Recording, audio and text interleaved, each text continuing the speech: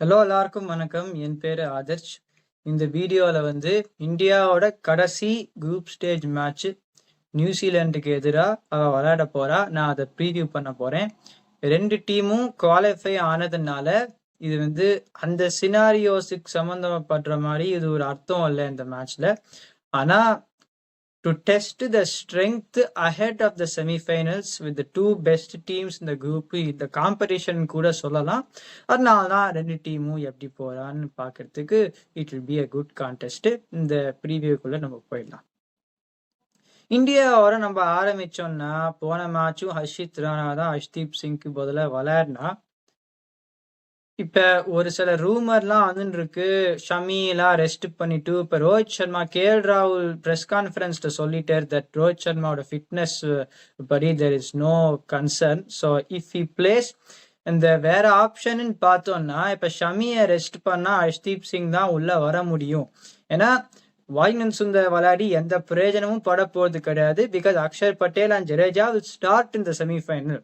Varun Chakravarthy ahead of Kuldeep Yadav விளையாடுறது எந்த பிரயோஜனமும் கிடையாது. Because Kuldeep Yadav will start in the semifinal. Rishabh Pant உள்ளே வர முடியாது. அப்போ ஒரே ஒரு பிளேயர் தான் வர முடியும்னா ஹர்ஷ்தீப் சிங்.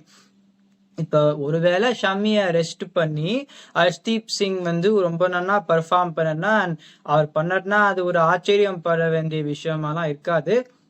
செமிஃபைனல் மேட்ச்ல ஹர்ஷித் ராணாவை உக்காத்தி வச்சுட்டு ஷமி உள்ள வரணும். எனக்கு புரியவே இல்லை. நான் ஒரு 2-3 வீடியோ முன்னாடியே சொல்லிட்டேன், ஹர்ஷ்தீப் சிங் மாதிரி ஒரு ப்ரூவன் மேட்ச் வினரை ஒரு ஐசிசி டோர்னமெண்ட்ல உக்காத்தி வைக்கிறது it is shooting yourself in the foot. இந்த லிங்க் நம்மளுக்கு தெரியறது. It is untenable. KKR mentorship அது வழியா ஒரு பிளேயரை கொண்டு வந்தா I'm not saying is a bad bowler, is perform well given the opportunities. ஆனா கௌதம் கம்பீர் ஹெட் கோச்சுக்கு வந்ததுலேருந்து தான் ஹர்ஷித் ராணாக்கு எல்லா ஃபார்மேட்லயும் வாய்ப்பு கிடைக்கிறது.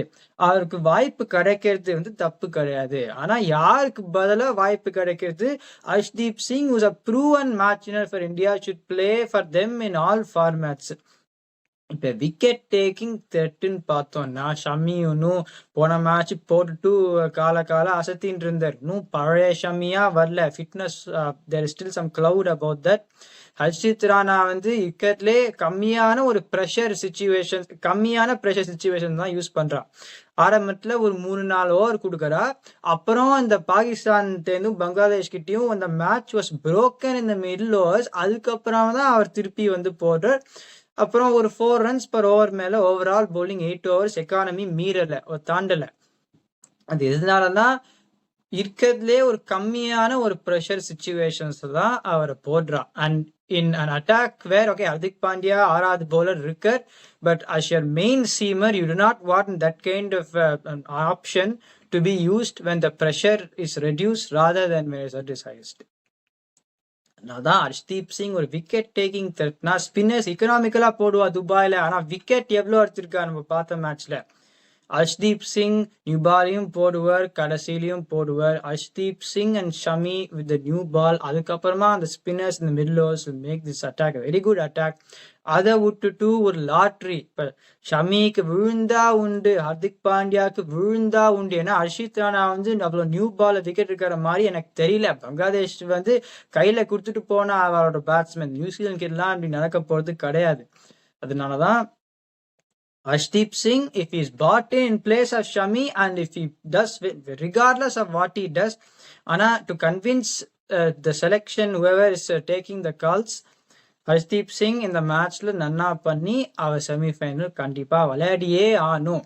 Harshdeep Singh not playing against teams like Australia, New Zealand in the semi-finals and finals will mean that India can still match ஜெயிக்கலாம். Harshdeep Singh இல்லாத மேட்சை ஜெயிக்கலாம். ஆனா அந்த மாதிரி ஒரு ரிசோர்ஸ் இருக்கச்சே எதுக்கா why do you need to complicate things for yourself when the team is going very well? அது ஒரு செலெக்ஷனுக்காக தான் பண்ணணும். அப்புறம் நான் அந்த பாகிஸ்தான் ரிவ்யூலயே சொன்ன மாதிரி இப்ப பங்களாதேஷ் ஸ்பின்னர்ஸ் கரெக்டா அந்த ஸ்லோ டர்னர்ல மெதுவா போட்டு தி எக்ஸ்ட்ராக்டட் டர்ன்.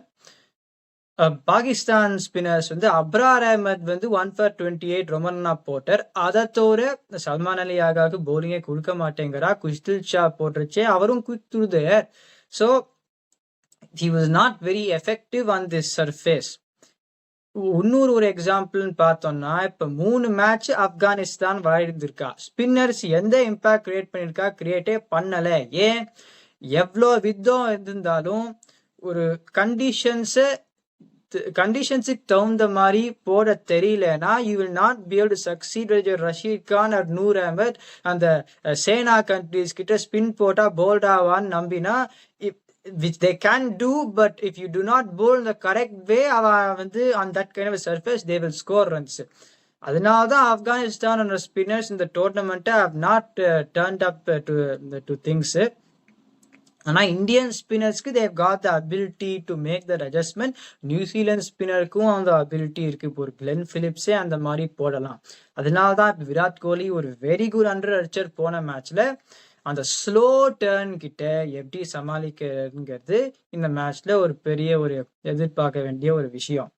அந்த டெஸ்ட்டை அவர் ஒரு பாஸ் பண்ணிட்டார்னா இந்த டீம் எஸ்பெஷலி ஹர்ஷ்தீப் சிங் இந்த 11 யாராலையுமே நிறுத்த முடியாது. அந்த வெள்ளை பிளேசரையே போட்டு விடலாம். இப்பயே அந்த ட்ரோஃபி வந்து அந்த மும்பை ஷோரூம்லேயே வச்சிடலாம்.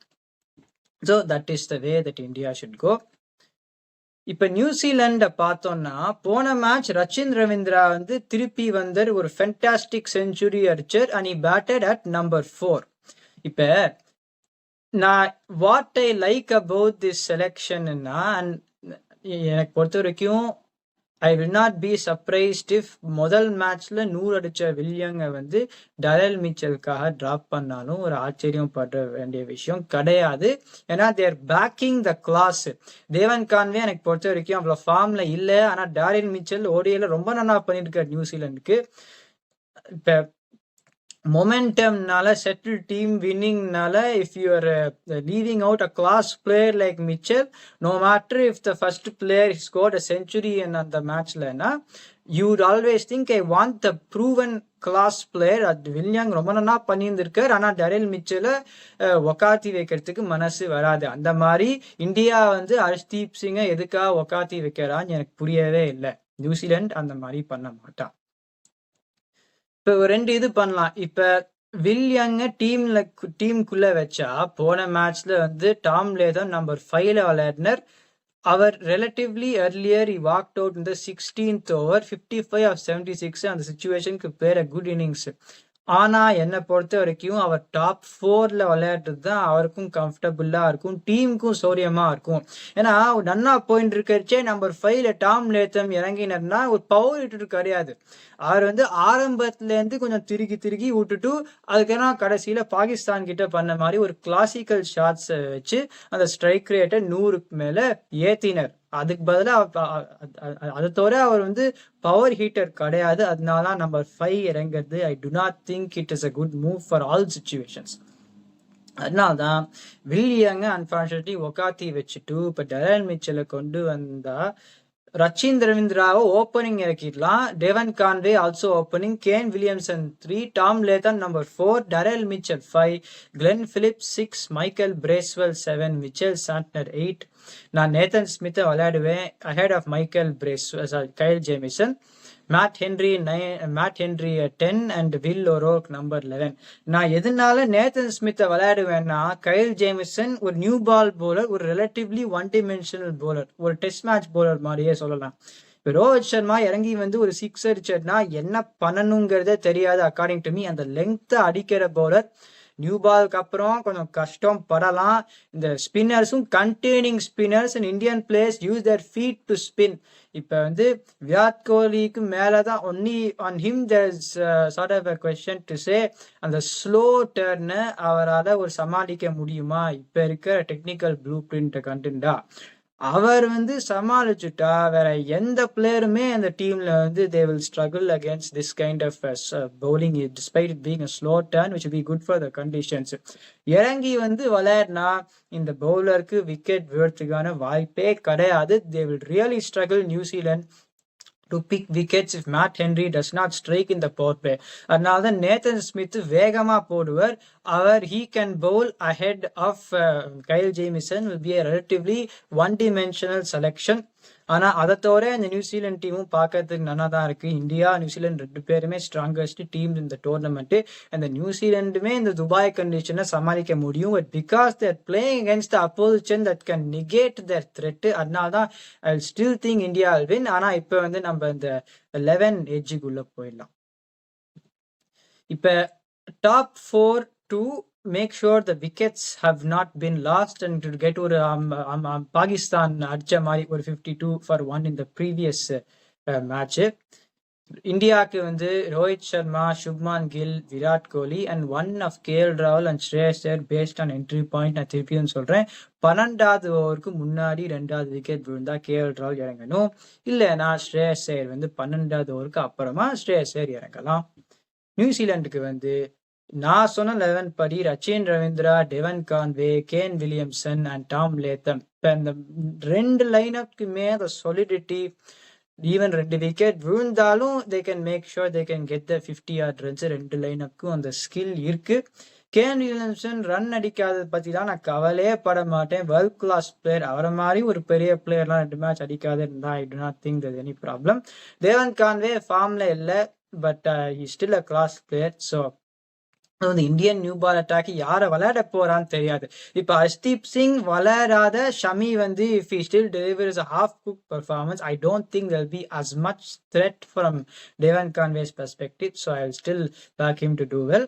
ரச்சின் ரவீந்திரா போன மேட்ச் ஒரு ஃபேண்டாஸ்டிக் செஞ்சுரி. ஸோ 2 டாப் 4மே நல்லா இருக்கு. பட் த எக்ஸ்ப்ளோசிவ்னஸ்னா இப்ப India, the confidence na, I'd say, despite both teams will be confident, the Indian top 4 based on confidence may have இருந்தாலும் விராட் கோலி போன மேட்ச் செஞ்சுரி அடிச்சிருக்கார். Rohit Sharma also going okay, not getting the big score. Shubman Gill is supreme confidence and Shreyas Iyer is in supreme confidence. Now confidence wise you can say India, but New Zealand top was also very good. So ஒரு பெரிய எட்ஜ்னு கொடுக்கறதுக்கு அவ்வளோ இல்லை. அப்புறம் அந்த spinners கிட்ட you should not get பாக் டவுன்னு பார்த்தா இந்தியாவுக்கு வந்து ஸ்ரேயஸ் ஐயர் ஆர் கேஎல் ராகுல், அப்புறம் நம்பர் 6 வந்து Hardik Pandya, Axar Patel, Ravindra Jadeja, it's very good middle order. நியூசிலாண்டுக்கு பார்த்தோம்னா Daryl Mitchell, Glenn Phillips, Michael Bracewell, Mitchell Santner. கண்டிப்பா இந்தியாவுக்கு அந்த எட்ஜ் இருக்கு. ஏன்னா ஜடேஜா நம்பர் 8நாலும் he can do something and also can be a front line spinner. Darrell Mitchell is a good player at spin. Glenn Phillips is a very good player of a spin. கடைசியில் அடிக்கவும் முடியும் அவரால். But still I'd say with the form that ஒரு அக்ஷர் பட்டேல் வந்து எப்படி ஒரு maturity காட்டுற when he walks out, ஸ்ரேயஸ் ஐயர் நம்ம பார்த்துருக்கோம் மிடில் ஓவர்ஸ்ல என்ன பண்றதுன்னு. கேஎல் ராவனும் இறங்கடிச்சு அட்லீஸ்ட் ஒரு 40 ரன் அதை அடிச்சுட்றாரு. ஸோ அந்த இது பார்த்தோம்னா India would have an edge in that regard. ஸ்பின்னர்ஸ்ன்னு பார்த்தோம்னா யூஸ் த கண்டிஷன்ஸ் ரெண்டுமே பண்ணலாம். இப்ப நியூசிலாந்து ஸ்பின்னர்ஸ் வந்து ஒரு டிஃபென்சிவ் பவுலிங் மாதிரி பண்ணுவா. ஆனா அவ யாருக்கிட்ட பவுல் பண்ணி, இந்தியா கிட்டயும் அதுதான் சொல்லுவேன், 2 spin லைனப்புமே they will find it more of a challenge against the respective batting lineups. ஏன்னா 2 பேட்டிங் லைனப்பும் ஸ்பின்னை நன்னா தான் விளையாடுவா. ஆனா ஒரு டிஸ்ட்ரக்டிவ் அபிலிட்டி அகேன்ஸ்ட் ஸ்பின்னா இந்தியாவுக்கு தான் ஜாஸ்தி இருக்கு. இப்ப நியூசிலாந்து ஸ்பின்னருக்கு அந்த ஒரு விக்கெட் எடுக்கிற ஒரு கியர் இருக்கா? அந்த கியர் கிடையாது எனக்கு பொறுத்த வரைக்கும். ஆனா இந்தியாவுக்கு வந்து குல்தீப் யாதவ், ஜடேஜா வந்து கொஞ்சம் திரும்பினா he knows how to வேகமாகவும் போடலாம் மெதுவாகவும் போடலாம் Jadeja. Axar Patel will also keep the runs in check. So Kuldeep Yadav can be the offensive threat. although துபாயில வந்து ஸ்பின்னர்ஸ் ரன்னிங் த்ரூன்னு அவ்வளோ பெருசாலாம் இருக்காது, எஸ்பெஷலி இந்த செகண்ட் இன்னிங்ஸ். ஸோ ஸ்பின் த்ரெட்னா அந்த ஒஃபென்சிவும் டிஃபென்சிவ் கியரும் இருக்கிறதுனால India spinners will take the edge there. although New Zealand got good spin combination. அப்புறம் கடைசியில striking ability up front. Matt Henry is a top class bowler. Will O'Rourke ரொம்ப நல்லா போன் இருக்கார். Nathan Smith or Kyle Jamieson. Kyle Jamieson விளையாடினா new பால்ல ஒரு proven commodity. So அதுக்கப்புறம் கொஞ்சம் கஷ்டம். But new ball commodity Kyle Jamieson will be there. Compared with இந்தியாவுக்கு வந்து ஹர்ஷ்தீப் சிங் விளையாடுவாளான்னு தெரியாது. ஹர்ஷித் ஆரம்பத்துல போடுறச்சு அவ்வளோ விக்கெட் விழ மாட்டேங்குது. மிடில் அண்ட் டெத் ஓவர்ஸ்லாம் அவளை எஃபெக்டிவ்னஸ் தெரியாது. முகமது ஷமி விளையாடுவாரான்னு தெரியாது. Back to full form. அந்த ஃபர்ஸ்ட் ஸ்பெல்ல 2 மேட்ச்லயும் 2வது மேட்ச்ல அவர் சரியா போட்டாரா ஃபர்ஸ்ட் ஸ்பெல்லன்னா இல்லைன்னு தான் சொல்லணும். So we don't know. So அந்த ஸ்ட்ரைக்கிங் அபிலிட்டி அப்புறன்ட்டு நியாயமா பார்த்தா இந்தியா யாரை விளையாட போறான்னு தெரியாது. ஸோ அதுல மட்டும் நியூசிலாண்டுக்கு எட்ஜ் கொடுத்து தான் ஆகணும். ஸோ ஓவரால் 2 டீமுமே கம்பீட் பண்ணும். ஏன்னா they've got the conditions to the options to do well in Dubai. ஆனாலும் because of the explosiveness of the Indian team to counteract the New Zealand options, நான் இந்தியாவுக்கு தான் எஜ்ஜி கொடுத்துருக்கேன். ஆனால் இந்த மேட்ச் எப்படி போகுதுன்னு நம்ம பார்க்கலாம். இந்த வீடியோவை என்ஜாய் பண்ணீங்கன்னா லைக் போடுங்க, சப்ஸ்கிரைப் பண்ணுங்க, இருக்கிற ஃப்ரெண்ட் கிட்டலாம் அனுப்புங்க. My opinion. What's you.